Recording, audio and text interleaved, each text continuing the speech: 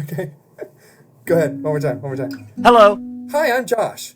Hi, I'm Joe. Whoopsie daisy. Wrong names. I'm Joe. I'm Josh. Welcome to the JOS podcast. That stands for something, doesn't it? You're absolutely right, Joe. It's Josh. Right. This is the Just Oversimplifying podcast. Not answering questions you never asked. This week's podcast is about death, loops, and again, free will. Thank you for listening. Boom, podcast.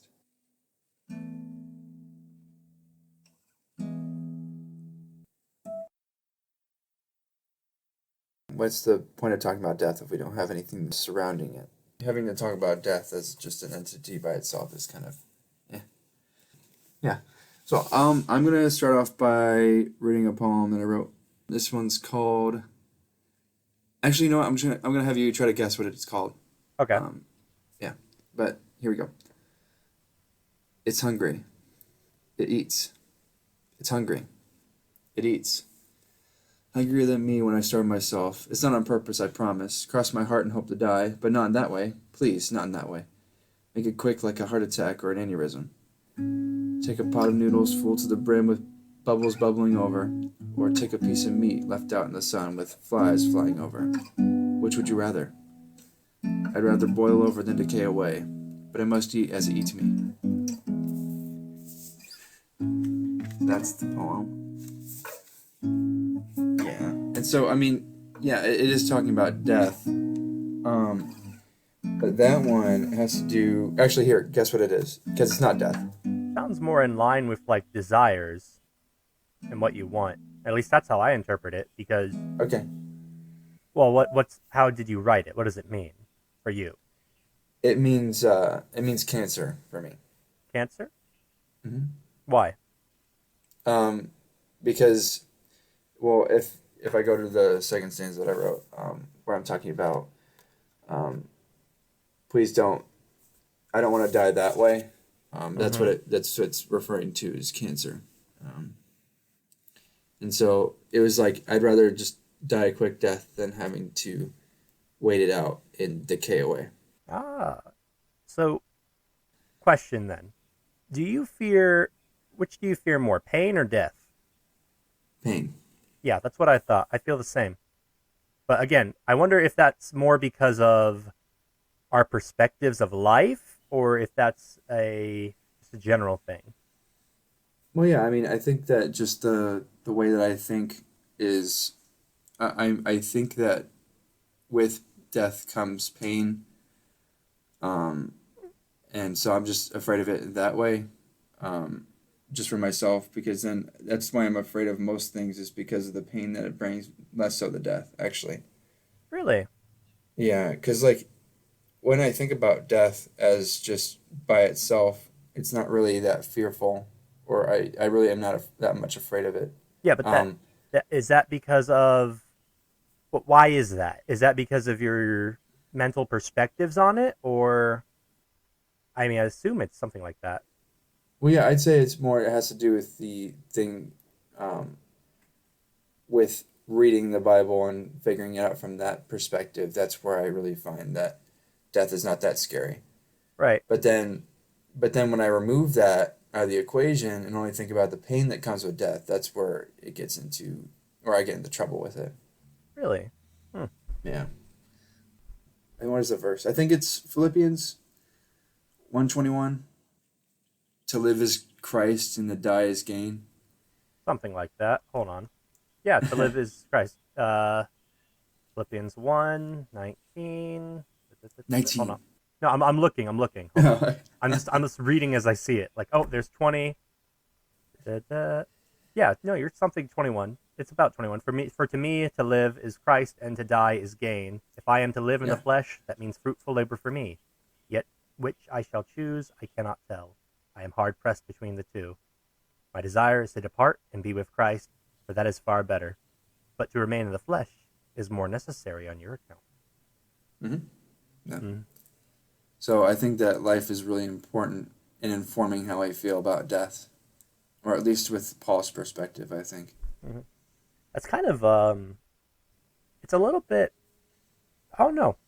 it's almost, I don't want to say nihilistic because that's not the right word, but it feels like that word because Hmm. it just seems such kind of a sorry point to say. Well, sorry or really uplifting again, depending on your perspective, because what Paul's saying there is like, well, I know what good is waiting for me after I die, so maybe I should just go ahead and die. But I know I have responsibilities in this world that I have to take care of, so it is Hmm. better for me to do that, right? Right. Which, again, goes back into that whole perspective thing of how you view the world and your philosophy on things. Because, for Right. example, if you genuinely think, in my opinion at least, that you live by faith, right? And that once you believe in Jesus Christ, you're pretty set to go.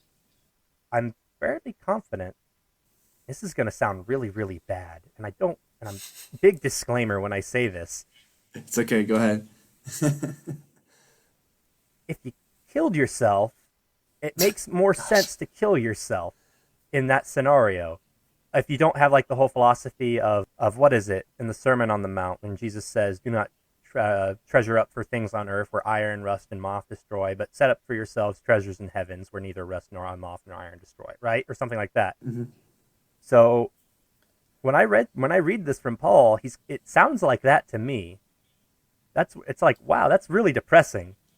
Yeah, yeah. But then you have to look at Christ, or what is it? To live is Christ. Yeah, And so believing in the sanctity of life would make you not want to do that thing to yourself. I suppose.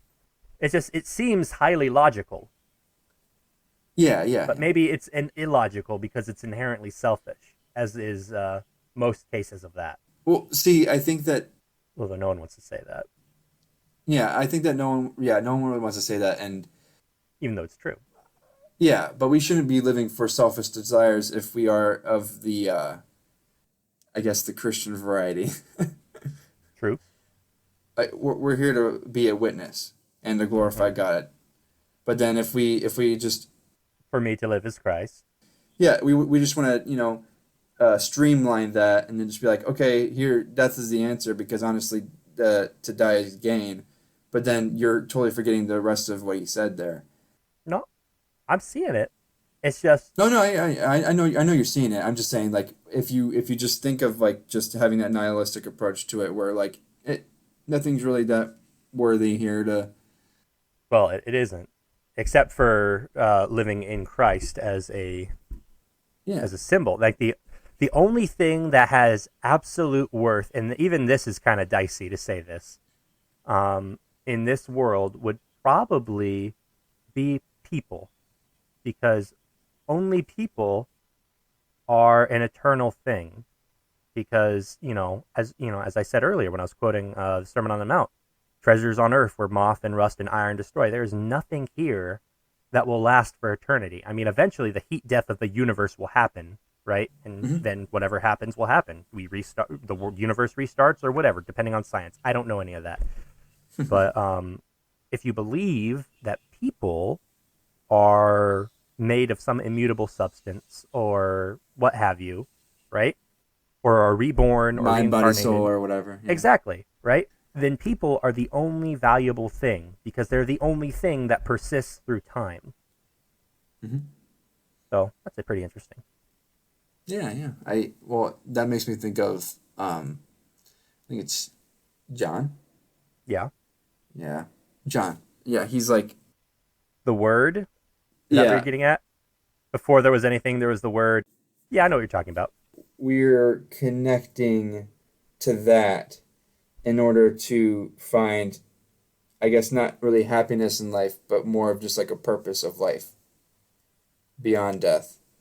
Mm-hmm. Because like if we're just thinking of the finality of our living, we're not really going to get anything out of this life to begin with, or getting anything out of the life after death if we believe in that. That makes me think of another thing that I wrote. I think that I wrote today. Yeah, it was based off of my other poem that I wrote. Did I read the ant poem to you before? The ant poem? I don't think so. Well, I'm just gonna go. Oh no no no! It was the bumblebee poem. Yeah, right right Yeah. right. I remember the Bumblebee poem. I don't remember Yeah, the yeah, ant yeah. poem. I think I read the Bumblebee poem last time, but I rewrote the second to last stanza. Oh, really? Why? I rewrote it because I felt like there needs to be something to point to after just his affinity for infinity. Uh-huh. Where I was talking about, I say, yet this hole in the box is comforting, his final resting place until he finds a new infinity for some new infinity elsewhere. And so I just left it at that. But I thought I'd need to put something else there to then bring forth the importance of infinity. So I put beyond his indefinity for his own finity. I like that. Thanks. But what I'm trying to say is that he has this affinity for infinity because he knows that he doesn't know how long he's going to live. And so he just tries to make use of having this sort of affinity for the things that he can't figure out. And so I kind of rewrote it in that sense of just like having a purpose beyond just the finality of death kind of deal. That is the $1,000,000 question, isn't it? Yeah. Where I find solace is finding something beyond death that we can point towards to then make it, I guess, worthwhile. Right. Because ultimately, death is gain, but in order to live here and now, we have to know that there is something beyond that. At least for me. Right. At least for you. That's the. I'm not to say that like not just for you, but Well, yeah, I mean, like it's not that for everybody. yeah, I know. That's what I'm getting at. It's actually kind of a what's the word? I don't want to say outcast, but or narrow. That's not the word either. But like outside perspective for most of the world to think of it that way. So, do you have an idea of what guides other people? Just a fear of death, or just living life? Don't think about it. What? That's the problem because like sometimes I could put myself in others' shoes, but like in this point, I try to think of any kind of reason to live other than that, and I really can't find any for myself. Really? Yeah, and I know that sounds kind of sad and depressing, and I don't want that for other people, but that makes me want to point towards my salvation even more. You know what I'm saying? Right. I get that. But yeah, it is kind of depressing to think of it that way. But I mean, I can come up with like different reasons to live, if that's what you're getting at. That's probably better. Yeah. Reasons not to die is not as uplifting as reasons to live. Yeah, I mean, because I think there's a lot of things that are beautiful here, and I'm not saying that there aren't any, but when you think of reasons not to die, then that's when you get into trouble. So I guess like looking at death looking at death with more life is the way to look at it, I guess. Like combating death with life, which is kind of what I was talking about in my my play that we're recording. I was about to bring that up actually. Yeah. Yeah. Oh, that's an interesting tie-in. I like that actually. Well, yeah, I wasn't even trying to go there, but yeah, I guess because at the end, my last stage direction, I'm pretty sure, is he punches punk ass Death in the gut, and yeah, something like that, and then and then it's Spoilers, by the way. yeah, sorry. About to pull the trigger when he has a change of heart and he shoots the gun in the air. Adam chooses life. He punches that punk ass Death in the gut. Exactly. Not exactly said like that, but Oh yeah, more stage direction voice, but it's okay. Talking about, or this is Come to Your Senses, by the way, my play. Sound version. But it's basically just talking about how death inserts itself into your life and what to do with it, especially as you are living. If death has its way with you, then you can get into some dangerous territory if you don't at least control it or reconcile it within your own life. And so that's kind of what I was experimenting with my main character, because I believe that he let death take over, and that led him into trying to bring more death or manifest death in his own life beyond the death that he was already experiencing. So are you saying that like misery begets more misery? Or... Yeah, and I think that like death uncontrolled begets more death. But what does that mean? If you let death have free reign on your life, like it manifesting. Define the word death for you. Oh, death. Well, that's kind of Yeah, hard. exactly. Well, this death that I'm talking about is more of like Depression or attitude. I think it's more of an attitude. like a Where nihilistic perspective. not as much because I think it has to do more with a where you are you letting kind of like something other force or evil or death to inform your kind of your decisions, and so it's kind of like a catalyst for you to do things that you wouldn't normally do. You keep using the word death, and it's confusing me. That's why I'm asking for a definition. But I get what you're saying. I understand it. I'm just trying to clarify. Do you mean when Okay. you say death? Do you mean more like because you use the word evil there, and I'm like, okay, that's getting me somewhere. When you say death, do you mean more like negative thoughts and emotions, or uh, self-destructive desires, selfish desires, the like, or Yeah, I'd probably say that. I mean, I think it is, like I said, I think I said this, I don't know, the manifestation of that entity or like the evil desires that you would have would what is what I'd be calling death at this point. okay, all right, that makes Yeah. sense. And so like that's the way of like where like a literal death of someone's father will lead to those evil desires. And that's why They're more of like an ego thing. no, not necessarily. I guess more like a then that is what creates that attitude of I want to pursue these evil desires because that death, that literal death has entered my life, and so I'm gonna do everything to um, kind of like instead of like combating it with life or like different things that you would find reasons to live, you would combat it with more death or more Hmm. That's an evil stuff. interesting perspective. I've never thought of that.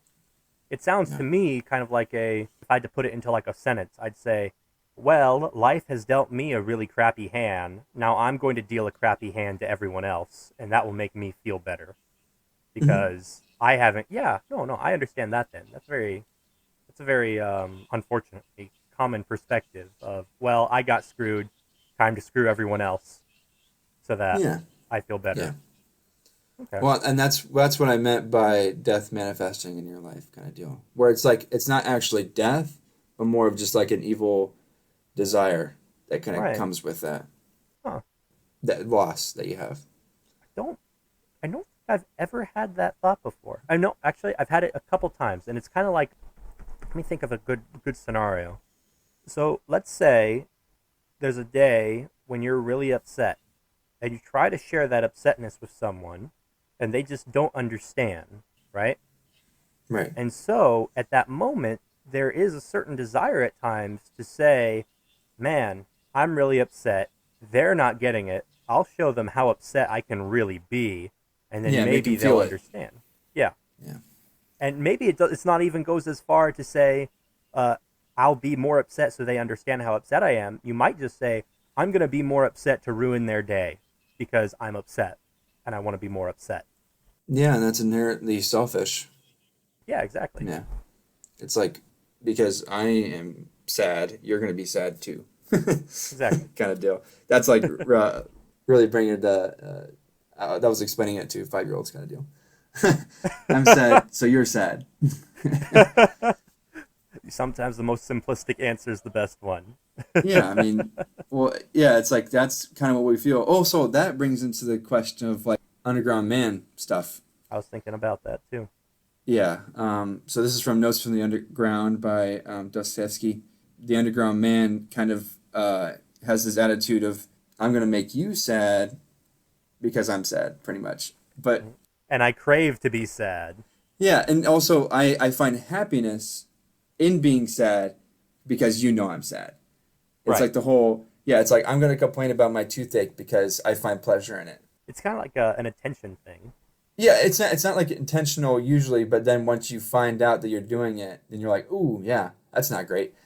Yep. But like he's like I find pleasure, and I think this is a bad way of trying to combat that death that you have in your life. Is that you're looking at it in a way of I'm going to find pleasure in it instead of trying to combat it with something other than that. Like you already have this death that you're kind of dealing with, and so you just Right. combat it by saying, I'm going to find pleasure in it, by saying, hey, I'm sad. And then people are like, oh, why are you sad? And you're like, well, I'm sad because, and then you're like, you ultimately feel that kind of gratification because you have someone responding to your death. Yeah, no. I agree with that, and I think it's really dangerous too because it creates a kind of feedback loop, right? Mm-hmm. For example, the normal way it works is that um, people feel things because there's an event. So there's event A, which causes thought B, which causes emotion C, and all of those can feed into your core beliefs, right? So, like, let's say you have a core belief that you're useless, right? We'll say that. Oof. Wow. So Okay. you have a right? No, it's a rough one. But let's say you have a core belief that you're useless. We'll have an event A, right? And then your B thought, because you have that core belief of uselessness, depending on how strong it is, your B thought will be something like, wow, this event really proves that I'm worthless or useless, right? And Mm-hmm. so obviously, after you have that thought, your emotion is going to be, I'm useless, right? But then what happens is that that can actually be a gratifying feeling because I'm correct. I feel good when I'm correct. Therefore, I'll Yeah. feel good when I'm useless, right? Right. And so it creates a very deadly feedback loop in a person where everything in their life starts to feed that core belief of I'm useless. And they take these thoughts that come from that core belief as proof of the core belief. And then the core belief proves the thoughts. So it becomes a self-contained, Death loop. yeah, into death loop, for a lack of a better term. Although I'm starting to like how you're using the word death, so I might start using that. Okay, Um, cool. I'm glad it, I got it, you to my side. yeah. Join the dark side. The dark side.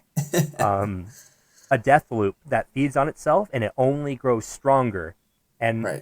it's kind of like what you said. I can't remember when you said this, but I really liked it when you said, and it might be from Dostoevsky, and you might be quoting him, but I'll just say you're the Mm-hmm. one who said it. Okay, cool. Um, when you think about it, you sink into it, right? Mm-hmm. And when you sink into it, it gets harder to pull yourself out of it. But the only way to pull yourself out of it is to sink into it, Exactly. and Yeah. it becomes a big old problem. Mm-hmm. Big old problem that you just want to complain about. And then Yeah, when people hear you complaining about it, then you get the gratification that you were seeking in the first place. exactly, which makes it so hard to break because and you're not necessarily cognitively, at least in my opinion, you're not like aware that this is giving you pleasure, right? I think it's more of No, like no, you're not. No, you're not. it's more of like that sense of comfortableness, like this is the way things should be, right? And when things Mm-hmm. follow that way things should be, you don't get anxious or upset. It's just, well, I'm sad, but that then the breaks, right? Well, then that puts you into more of a negative, just kind of continual negativeness or Right. a pessimistic attitude, where it's like only like a few times when you're right about being sad or about feeling useless, that's where you get the positive thinking. And you're like, you only get the positive out of the negative, and that's like a really bad place to be in. Because Right. once you get too negative, then it's like kind of past the point of no return. Yeah, it requires some serious thinking, like structured thinking to pull yourself out. So like And that's where counseling comes in. exactly. You have to be like cognizant of, okay, event A just happened, and I have to know that I'm going to have thought B of proving, that core belief of I'm useless. So I'm going to preempt that thought by thinking about how this event A does not prove that I'm useless, but actually proves that I am quite skilled and talented. So that, Yeah. instead of that thought B being the first thing in your mind, it's that thought, or thought A being in your mind, it's that thought B being in your mind, which will cause an emotion B instead of the emotion A of I'm useless. And that's so hard. Yeah, it really comes from being aware of that too. Like the self awareness that comes with knowing that you're going to react with event B. Then you can control that how you feel about that Right. from the get go, from the event A from happening, or like when it happens, and you're Yeah. able to control that emotion. Right. Because you can't really control an event. Events just happen, right? Yeah, It's yeah. things outside your control. But and I'm bordering to say that you can't even really control your thought A. I think thought A will still pop up until you change your core belief, right? But you can still substitute that thought A with thought B. But it requires, as you said, awareness. And I mean, honestly, people can't, and myself included, can't really be aware, like actually aware of themselves for more than, I'd say, 5-10 minutes at a time before you start getting tired. Well, yeah, I mean, it's really exhausting. Yeah, to like be thinking, I'm moving my hand while I'm talking right now because it helps me think. I'm thinking of the words I'm going to say in my head. I'm thinking of those thoughts. I'm looking Then around. you just feel crazy. Exactly. It's just too much information. Yeah, It's like compounding everything you're already getting. Information overload. Yeah, it's kind of crazy. But yeah, it's like, yeah, you're thinking way too much, and then that also gets you into trouble too, I think, being too aware. But I think you might disagree with that. I don't know. How do you feel about that? Hyper-awareness? Yeah. I think hyper-awareness is probably bad. Yeah, probably bad. I don't have much to stand on in saying it, because although I think I'm a fairly hyper-aware person. Yeah, I think both of us are. Right, and I think that can cause a lot of misery to be hyper-aware because you're constantly analyzing and over-analyzing and the like, right? Mm-hmm. But I think it can also be a very useful tool for self-examination, and not only for self-examination, but for examining the states of others. Because when you're hyper-aware, you have to be careful on that, though, because when you're hyper-aware, you can look at someone and say, okay, they're doing this and this and this and that. I can guess, roughly, that they're feeling like this or that. Let me see if there's something I can do to help. But sometimes I may be wrong. Exactly. On the flip side of that, you may say, they're doing this and this and this and that. Was it something that I did? Yeah. Did I upset them somehow? Well, maybe it's not you at all. Exactly. But you bring it upon yourself because you're so hyper aware about it. Exactly, because obviously everything, the world revolves around me because all my attention is on me when I'm hyper aware. So your first thought will always go to must be me or the like. Right. Well, sorry, this kind of has to go back to what we were talking about before, but would you rather be hyper aware or oblivious? Depends on the situation. Right. Because sometimes I'd probably prefer just to be ignorant, right? And let life go on and let it be simple and beautiful. Let it be. Let it be. And other times I'd want to know and I'd want to understand what's going on. So I can't really just say that ignorance is bliss or wisdom is the path to happiness. Yeah. I guess this has to do with absolutes. Oh, there we go, going back to Star Wars. But only Sith does absolutes, Josiah. Well, yeah, yeah. Which is an absolute. Come to the dark side, yes. You're thinking one or the other must be better, right? But then ultimately, it just kind of depends with each situation that you're in. And man, we went a long way from death. I don't know. I'm thinking about it. Work our way back around there. Would you like to be aware? Hold on. Let me get you back to death in like one sentence. Here we go. We're back. All right. Would you want to know of your own death? Oof. Absolutely not. Well, too bad. You're human. I'm pretty sure humans. I can't speak for dogs or cats, as I'm not fluent in their languages. But I speak.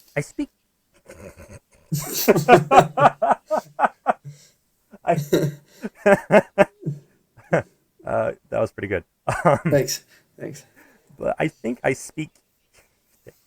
I think I speak human pretty well. Okay. I speak human pretty well. It's like I think I speak human. Yeah. And I think humans are the only ones that are actually like really aware of simultaneously of that I am, right? And I am going to die. It's a horrible cross to be stuck in. That's why those are two good thoughts. Yeah. I am, and I am going to die. Yeah. Although, ironically, you can't actually imagine your own death. Yeah. No, wait, huh? Wait, can you explain that? Yeah, I can. It's simple, and it doesn't actually prove anything. I think it's just like a cognitive block or something. Okay. But anytime you try to imagine your own death, you can't. Like, Because, I mean, you can imagine... within your own body. Like, you can imagine Yeah. you, third person. Yeah, you can imagine your burial. You can see yourself going into the grave, right? Yeah. But that's the problem. You're seeing yourself do it, right? You can't Okay. actually imagine what it's like to be dead. It's impossible. Unless you have died. Unless you've died, maybe. I don't know. I haven't talked to any dead people recently. But no, seriously, like, at best you can think of like a black screen, but then you're still thinking of like a black screen, right? And that's not death. That's not death.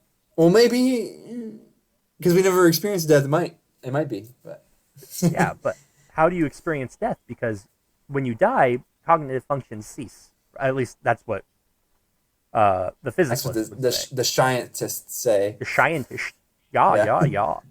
Brain Das scientist. So you never actually experience death unless we define death as the cessation of bodily functions. In which case, yeah, plenty of people experience death a lot of the time. But if we metaphysically say death as the state of being dead, no one, except maybe Jesus, has ever experienced... And Lazarus. Lazarus. And all those people who were brought back to life when Jesus came back from the dead and all that, right? Besides all those examples... And zombies. And zombies, if there happen to be any zombies. Actually, you know what? There are plenty of zombies in the world. I take that back. So, yeah, a lot of zombies in the world have probably experienced death. We are all zombies. Exactly. Sorry. Yeah, let's finish your thought. I'm sorry. My metaphysical thought is that no one has actually experienced dead. Because you can't. Because that's the cessation of bodily functions and brain activity. So unless there's something extra there, like an X factor, like a soul, then you can't. You can't actually know what death is like. And that's probably what makes it so scary. So scary. Scary. When you go to the long sleep. That's why we have so much hope in something after it, I guess. In some regard, right? Whether it be Christianity or Buddhism or the like. It's just it's such a foreign concept, especially considering that we are cognizant, aware beings, right? We're very rational beings, and to think that even we can't really grasp the concept of death beyond cessation of bodily functions is kind of freaky. Mm-hmm. Yeah, it's kind of freaky. Scary even. Yeah, indeed. Well, then, yeah, it's like you think that you have to be afraid, right? Right, and that's why that's what someone what was his name? Statham? I'm trying to think of the philosopher's name. His name escapes me, but this one philosopher basically said, no, the reason that not Jason Statham, that's an actor. I'm Googling it right now. Okay. That this one philosopher basically said that the reason we have so much religion in the world is because we're trying to make sense of that cognitive block we have, that we can't actually imagine our own death. So he says, to make us comfortable, we think of all these religions and the like, so that we can continue after death, that our consciousness can continue, because we can't imagine it not, right? Right. To just say, that's it, that's the end. It doesn't even go to black. You're not floating in a vat of space, right? When you're dead, you are not. Yeah.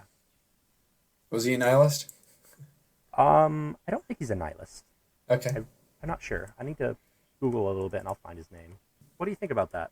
Annihilation. That's the word Jesus uses when he talks about saving yourself from death. He uses, I can't remember what the Greek word is, but it basically translates to annihilation, which means nothingness. Of course, other people use other words, but is it the same word that is used for Hevel? No, I don't believe so. Okay.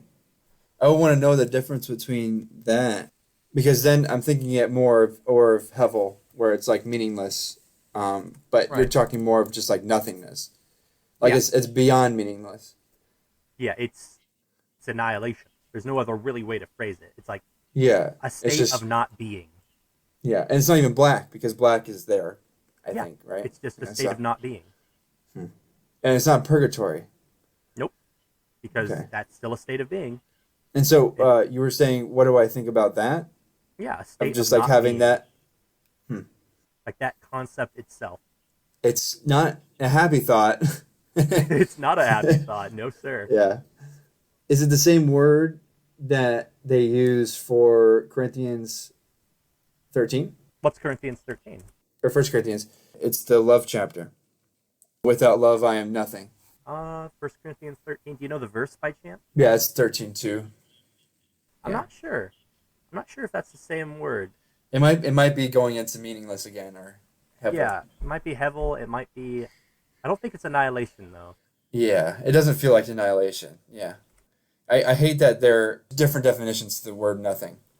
And that's what I'm kind of thinking of when I think of annihilation. It's kind of hard to fathom, to be honest. Mm-hmm. But I don't know. The thing is, I just rather not think about it because it does kind of make me anxious. Really? Yeah, because then because the way that I believe, right? Because talking about our last podcast, like the soul and the mind and the body or whatever, Right. kind of all kind of being connected, but also like when we die, our physical beings that we kind of like have that soul that continues on, that we don't kind of all go to this mass grave that they were talking about in the Old Testament. Uh-huh. I forget what that was called. It has to do with like this valley, the valley of Yeah. Hidra and something like that. But You basically, probably like know it better that's than me.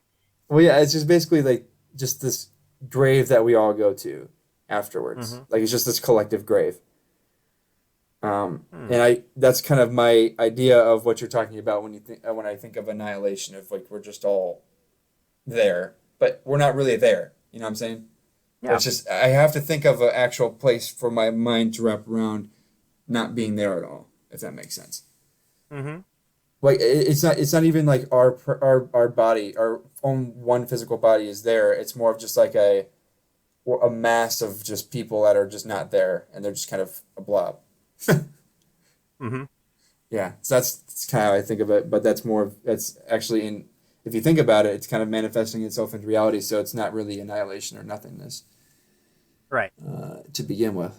So it's kind of yeah. That kind of just proves my point of like I can't really wrap my mind around it too much. Stephen Cave. That's it. Stephen Cave. Yeah. Stephen Cave. Who's that guy? Philosopher. I'm trying to figure out exactly. He wrote this book called Immortality. I haven't read it. Yeah, the Oh most yeah. popular book that came up.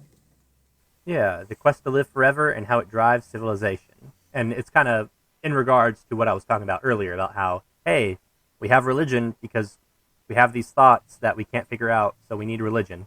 Yeah. Well, there's this other thing that pops up when it comes with that. It says there's no such thing as free will.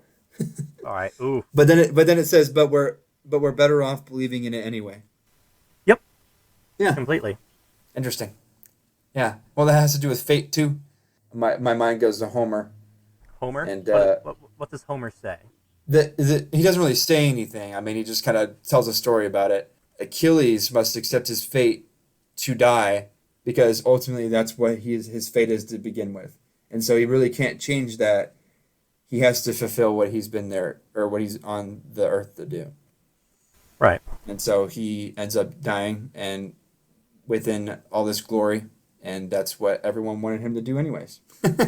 So it's like, why not just do that, right? Because why not just give in to the fate? I don't know. Fate's hard to wrap my mind around too. It reminds me of a quote by, I think, Lao Tzu. He's a Chinese philosopher, and I probably butchered his name. He's No, the I think that founder was about it. of Taoism. Wait, Lao And Tzu? Lao Tzu. Lao Tzu, Lao Tzu, It's Lao Tzu. Lao Tzu, que sera, sera. Whatever will be, will be. Yeah, sorry. I was going to say a quote from him. Watch your thoughts. They become words. Watch your words. They become actions. Watch your actions. They become habits. Watch your habits. They become character. Watch your character, for it becomes your destiny. Huh? Yeah. That guy's What about that guy? oh, it kind of has to go with what we were talking about earlier. we were talking about the death loop thing, Yeah. where we just kind of like all those kind of things lead to another. I can't remember exactly what you just said, but basically what you just said, where one thing kind of like goes into the destiny of what we're supposed to be, I guess, or Right. like that we not really supposed to be, but the destiny that we're throwing ourselves in. Right. And well, that's the $1,000,000 question, isn't it? Are we Yeah. forming ourselves for the destiny we're supposed to be? Or is it already there to begin with? Yeah. Are we making the destiny by who we are? Free Yeah. will versus predetermination. Which, honestly, I Yeah. should probably think about more, because I'm okay with that. you're okay with what? I'm okay with that. Yeah. Yeah.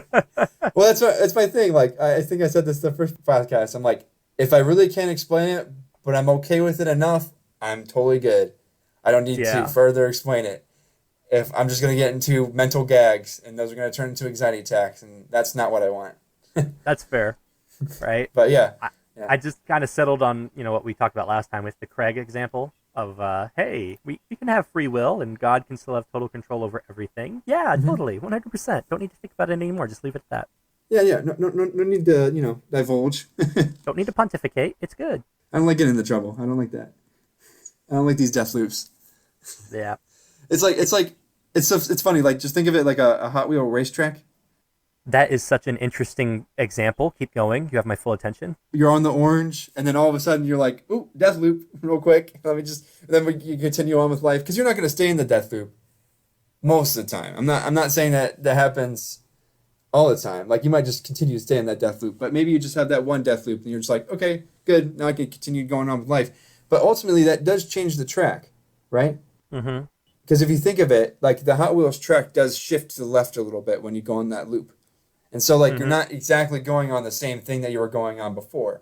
So it does kind of change the way that you are going or the way that you were going to go. So that's interesting to think about. Or does honestly. it? Maybe not. Because, like, there's not another track to go on. It's not a train track, right? Unless you do believe in alternate realities. Thanks, Marvel. I'm pretty sure that was a thing before Marvel, but that's the thing I can think of right now. Where they have alternate That's the realities. best pop culture reference, yes. Yeah, pop culture, I love it. When you think about it, the Hot Wheels track doesn't really have a second thing to go on. It's just the loop, and then you continue going on the same route. That's kind of like in quotation marks. If you could see me, I'm using quotation marks. But it's like the same route that you were on quotes from before. Yeah. But yeah, it's interesting to think about, honestly. Because then that it does prove what Lao Tzu or Lao Tzu or whatever his face is saying about. Very respectful. Sorry. That wasn't respectful at all. Well, I think it's both. People are like, oh yeah, it's Lao Tzu and Lao Tzu. Anyways, I think that is putting you into a different route, no matter whatever kind of route you go in. Oh my goodness. I'm getting myself confused. But like it's these small decisions that are creating these big roads for you to go on. Mm-hmm. I guess. Of course, I might add one thing to this wise philosopher's statement. Yeah. Because, I said that he said, watch your thoughts, they become words, actions, habits, so forth, so on. Mm-hmm. But my core question would be, from whence does your thoughts come? Do they come from the destiny? That'd be a kind of a nice loop, but that would kind of negate the rest of the loop, wouldn't it? Because if it's self-contained, that's just a circle. And which would probably line up perfectly with Chinese philosophy now that I think about it. Well, yeah, I mean, I think that he's the one that created Taoism. I'm looking at that. Right. Yeah, so he created that. So it is a loop for him, I think, at least in a way. Then, where's the room for free will? I really like free will. It's a big part of my Western philosophy. Me too. I like free will, too, yeah. It's nice to think about. So, when I think about, from whence your thoughts come, I talked about this earlier when I was talking about the death loop, right, of event, thought, emotion. And I see the same thing here where it says, watch your thoughts, they become words, actions, and the like. And I'd add to that something about actions, or events, excuse me. I'd add to that something about events, but you can't really watch an event because events just happen. They're completely outside your control. So how can you watch your events so that they don't become thoughts, and then watch your thoughts so that they become words, and so forth, so on. You can't. And to me at least, is a pretty strong argument for free will not existing. So you're taking out one of the premises and saying that it's false. So you're using logic against it. Yeah, pretty much. Because you can't... I can agree with that. If Q, then P, but not Q, therefore not P. Yeah, exactly. Yeah, because you really can't watch that. And I agree with you on that. I do. Mm-hmm. I mean, maybe there's like an X where I'd put pressure on the argument myself, would say, okay, between the event and the thought, there's perception, right? Okay. So if you can, but sometimes you can't perceive an event like, oh, my wife just died. I'll perceive this as a blessing because, God is testing my character, right? You don't do that. You can't do that. It's too much. It's too much for a man to bear. I mean, maybe for like a little event, like I hit my toe on the dresser or something, right? It can be like, you can possibly perceive that in some kind of positive light, through some clever, I don't know how, but, through some clever mental gymnastics, right? And then you could watch your thoughts through that way. But to me, at least, that's still not a very strong argument against... My toe was meant to be bruised. Exactly. Which is that's not a great argument. No. Because it's self-fulfilling, right? And so I really want to believe in free will. And I do believe in free will, but there's also a lot of funny, strong arguments against free will, especially as I learn more about psychology and neurology and how the mind works. It's like most of our actions are predetermined, and we have itty-bitty wiggle room in between to try and change it. And it's a desperate struggle. In that regard, I think you really need to rely on God in that way, which is kind of an oxymoron in a way, because when we think about it, hold on, I'm making a complicated thought here. It'll be great. Awesome. When we think about our own free will, we think about wanting to do whatever we want to do, right? Mm-hmm. And that's free will. To be able to do whatever we want, that is to be free, right? To succeed or fail, to love or hate. As long as we get to decide to do it, that's free will, right? Mm-hmm. But maybe that's not quite the correct answer. Maybe the correct answer is that, as it says, we submit our wills to God, for our bodies are not our own, right? They're on loan, pretty much. Mm-hmm. Life is a loan that God gave us, and I think that's where he derives the authority. Well, also being God, but from a more physicalist sense, that's where he derives the authority to, over our lives. And so maybe we have more free will when we give our will to God rather than when we try to say our will is our own, right? My wants and desires are our own. Because when we try to work through our own desires in our own ways, our bodies are working against us at basically every step of the way. That's where we have that little wiggle room, right? So that kind of goes against the loop. Yeah, it goes against the loop. Mm-hmm. Because like you got a little joystick or lever, right? And you can kind of like move it around a little bit in a day, but most of the time it's shaking to the left and right. And to continue that analogy, you need another hand, a much stronger hand, to push it in a direction, to break a loop, to break a death loop, or to actually go where you want to go. I'm picking up what you're putting down because honestly, I think that we are prone by ourselves to be in these loops. Right. And I think we do need that other entity, that our God, to push us into the rest of the orange road that the Hot Wheels track is on. That is our life. Beautiful. Well, beautifully said. Awesome. Well, I thought that was pretty fun. That was a good. I enjoyed discussion. That was a good discussion, and it ended where it started, kind of like a loop.